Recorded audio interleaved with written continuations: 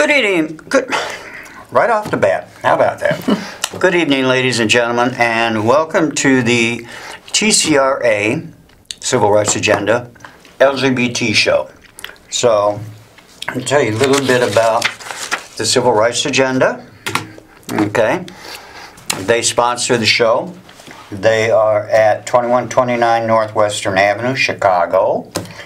And their phone number is 773-235-8852. If you want to help them in any way or become involved with what they're doing, then by all means give them a call. Okay? The other thing that I want to tell you about, which relates to tonight's guest, and that is about my scholarship fund. I have a scholarship fund that I have started at Governor State University for the LGBTQIA community, and you can get a hold of Governor State University at govst.edu.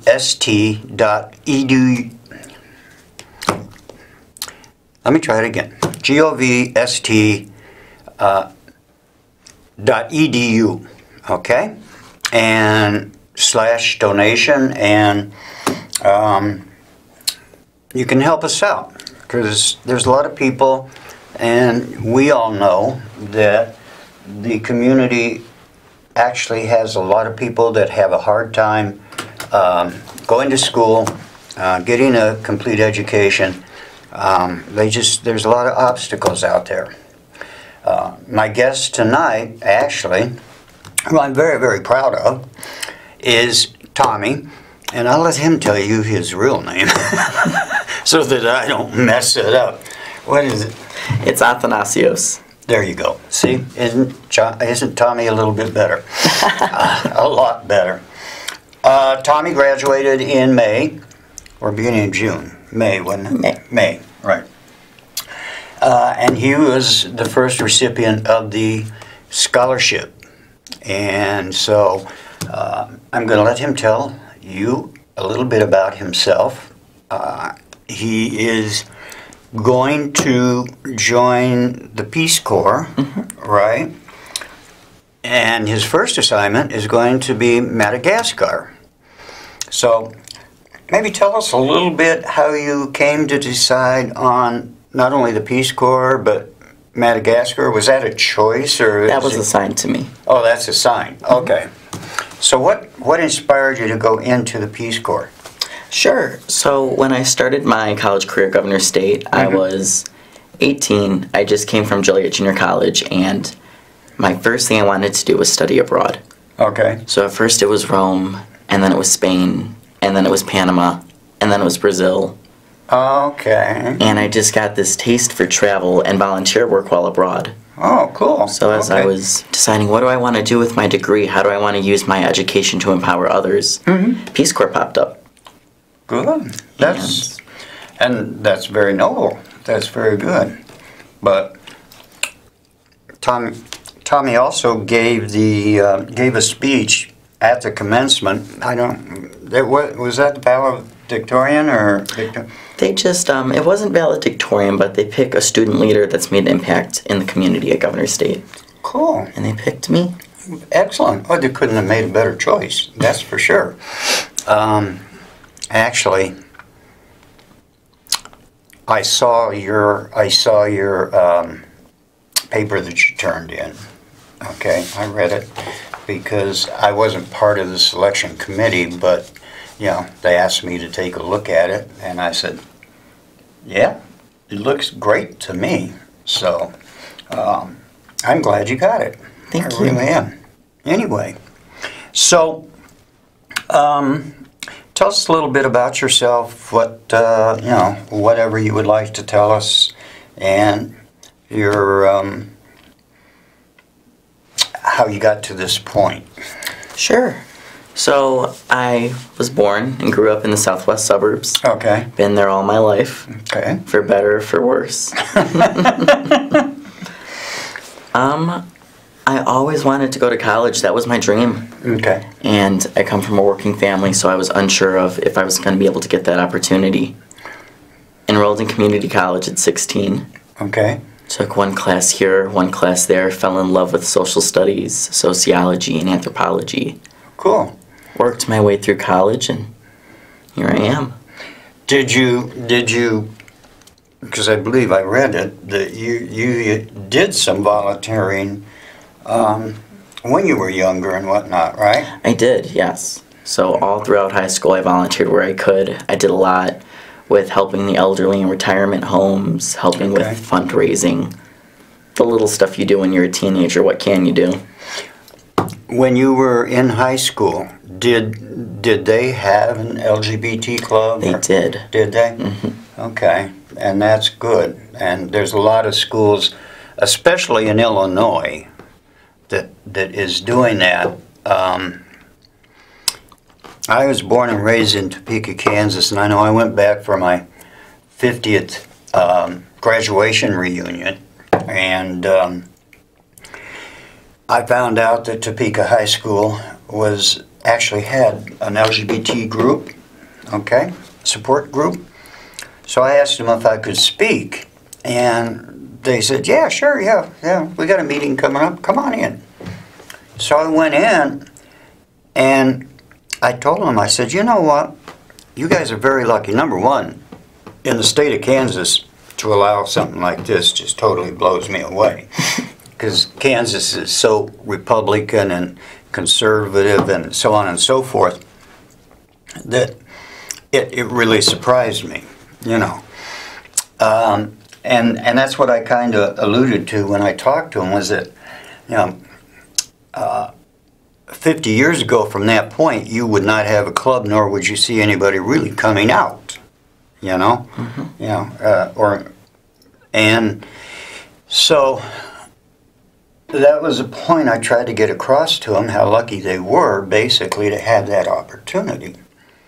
And then I asked for questions. I answered a couple questions. Well, this one, I don't remember if it was a young lady or a young man. Somebody raised their hand. I said, yes, and what is your question? They said, you mean you really went here 50 years ago?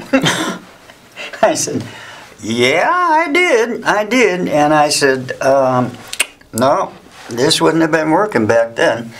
So I think there's a lot of schools that have come, especially in those 21 states that have shown concern for the community, you know, and that's good. So when you get to Madagascar, what do you think you'll be doing, or what do you think they'll have you doing? They will have me teaching English. Oh, cool. So I don't know what grade. I don't know where on the islands. Going in completely blind, but I'm ready for it. I think they probably, I don't think that it's going to be grade related. I know when I was in Thailand during the Vietnam War, and although they taught English in their school system, because they had, because we had so many bases in Thailand,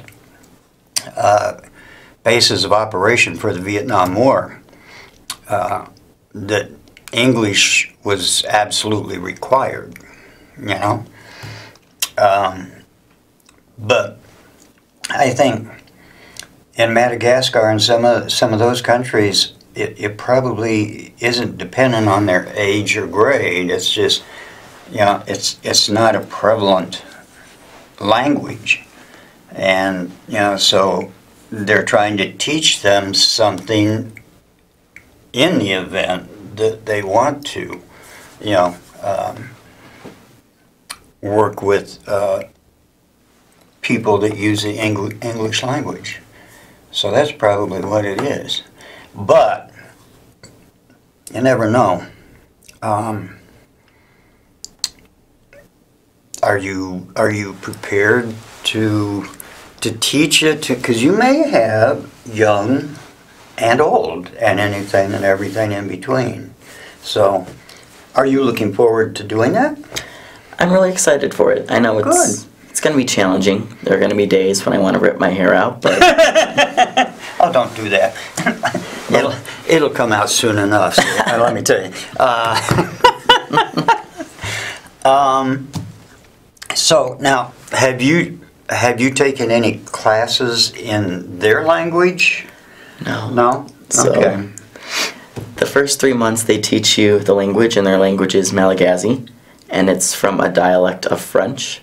Oh, really? So I'm hoping that my 3 years of high school French will pay off. Okay. Well, it should then. Absolutely. I didn't know that. Well, I guess they were a French colony. Well, that's very good. Yeah, it probably will work very well. I took Fingers Spanish. crossed. I had a hard time conjugating verbs. I had a hard time conjugating the whole class. Anyway, so one thing I wanted to ask, and again, you don't have to, you don't have to tell me what was it like when you told your parents that you were gay? Yeah, so my parents they're really accepting about it. With my mom, I was writing a paper my sophomore year. I think I was 15. I was writing about why gay marriage should be legalized. Good. So Okay. that was excellent. writing about it, going on. I was telling my mom about it, and I just blurted out, hey, I think I'm gay. I used that paper to kind of segue into it. And that's a good idea. Excellent. I know I used to work with Youth Outlook at one time, and we had a young man that came in late. He was gay. No, I'm sorry. He was transgender, but he was just cross-dressing when he could, because I guess his mom was passed or something, I don't know, but it was just his father. And his father absolutely, totally refused to understand what he was trying to tell him. And I told this young man, I said, well, are you going to a therapist? Yeah. I said, okay, then try and get him to go with you, because the therapist can explain this a lot better than you can, because you're sitting there and you're not getting anywhere with your parent. They want to ask you why, and the only thing you can say is, that's how I feel. Mm-hmm. Okay? So when you first learn about it, you don't have all of the if, what's, when's, why, where's, and how's, which gives somebody with some knowledge a chance, and with social skills to impart that information. Whether they accept it all at one time or not is totally, but that's very good that your parents are accepting. A lot of parents aren't. Did they have any reservations? Oh yeah, definitely. I had parents that grew up during the 80s and the 90s during the AIDS crisis, so right. First and foremost, their thing was, please be safe. And that's really the only reservation I got. We had to work around, what was my lifestyle going to be like? Was I going to have kids? Was I going to get married? What am I going to be like as a professional? Which, at that time, I was still trying to wrap my mind around, what is my life going to be like? And you probably hadn't even thought of those things at that time. And kids is something people... That's what old people get. About? Right. Say what? Haven't gotten that far, Ma.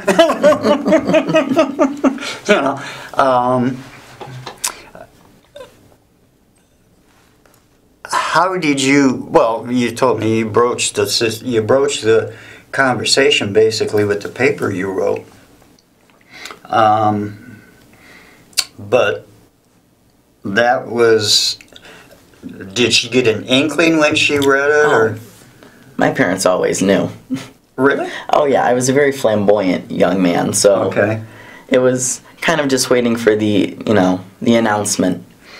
Oh, okay. But my parents like in the back of their mind there, huh? When you going to tell us, huh? When you going to tell us? Exactly. But So, I had great parents that respected my privacy when it came to that, and they waited for me to be ready. Excellent. Yeah, because there's a lot of parents out there that just they don't really want to understand it. You know, they just can't grasp the concept for whatever reason, whether it be religious or their upbringing or this, that, or the other thing. But it takes some parents a lot longer to accept, and in the trans world, it can be even more so because there's a possible condition of not understanding, or a possible condition where the parent feels like they're losing. You know, like, you're going to be a female? We're losing our son, oh my God. And especially for fathers, you know, oh my God, no, you gotta be, you know, you gotta play football, you're not supposed to be having tea parties and stuff, so on and so forth. And vice versa, female to male. So we know there is a loss, a mourning period, because they have to first understand, you know, I'm losing my son. No, you're gaining a daughter. Have you thought of it that way? You know, or vice versa. I'm losing my daughter, and well, you're gaining a son. You know what I'm saying? I don't think that's quite as prevalent in the gay and bisexual community. So this, I don't know that I would call it a mourning period, but I think you're right in which this is, it's a period of great concern, you know, because they don't know how you're going to be treated somewhere else outside of their realm, okay, so on and so forth.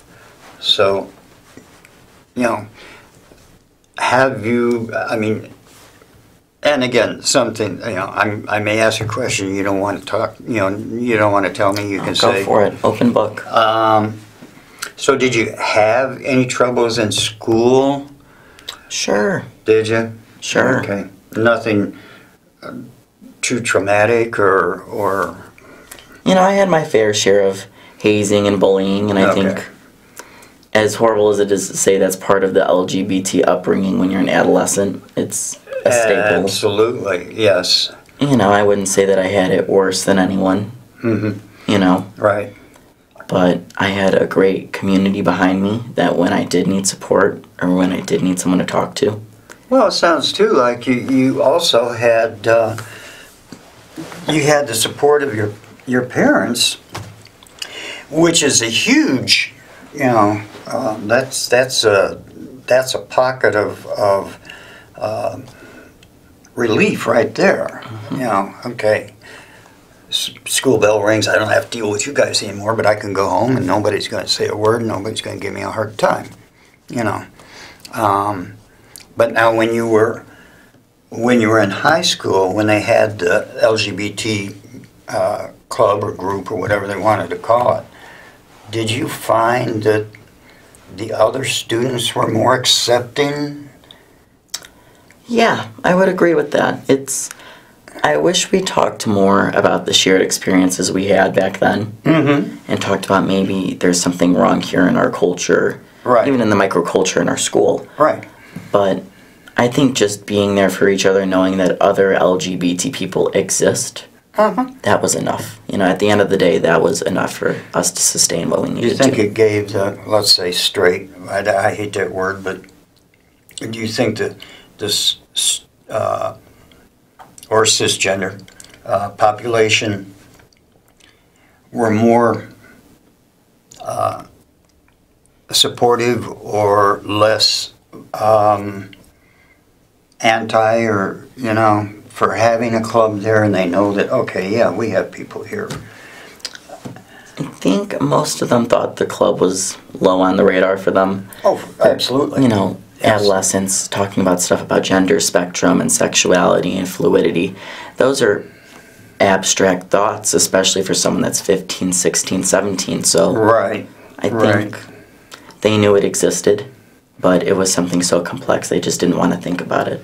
Did you have in your organization, because I know there's a lot of high schools, especially on the south side, far south side as well, and they don't call it an LGBT club. They call it a Gay Straight Alliance. right, GSA, or even Governor's calls it something else, GSNXL or something. I don't know what all of the letters stand for, but they don't call it an LGBT club. You know, it is like a gay straight alliance, and that's what some of the high schools around Governor's State have. So, and I got the feeling when I went there to talk to their clubs,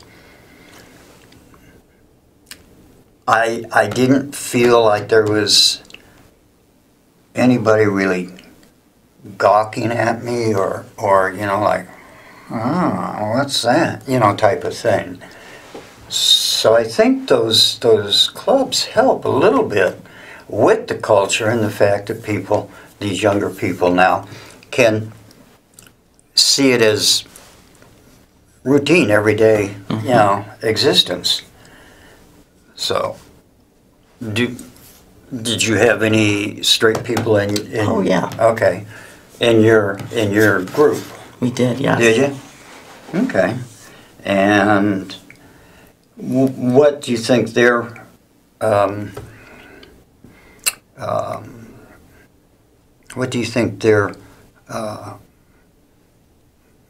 what I'm trying to say, I guess, is how do you think they maybe influenced the rest of the straight population?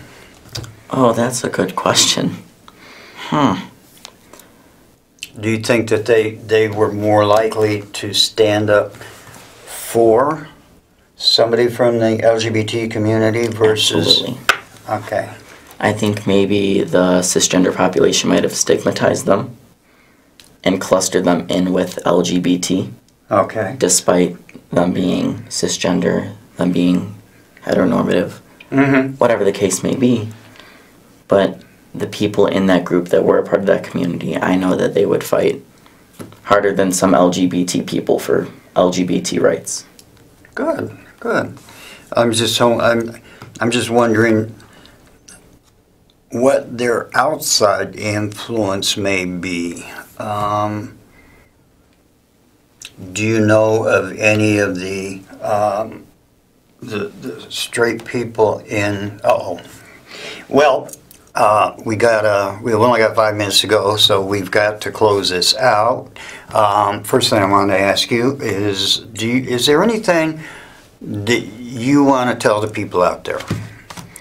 I would say, especially for the LGBT community, education is important, representation is important, and mentorship is important. And that's why I'm so grateful for the scholarship. It not only validates my identity in the LGBT community, but it gives me a sort of mentorship that lacks in the LGBT community.